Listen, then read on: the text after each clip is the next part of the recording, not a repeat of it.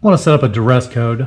A duress code is basically a silent panic. So if for some reason you want to set the alarm off without setting off the internal siren, you were being held up at gunpoint, someone forced you to turn off the alarm, you can punch in basically the wrong code. It will turn the system off, but it sends a silent panic out. So in order to do that, you have to assign a user. User 2 is your main code, so you don't want to assign that. So you want to create a new code.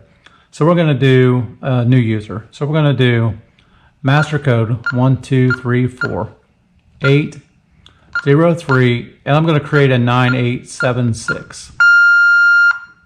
It's going to beep at you and let you know that that code is now in there.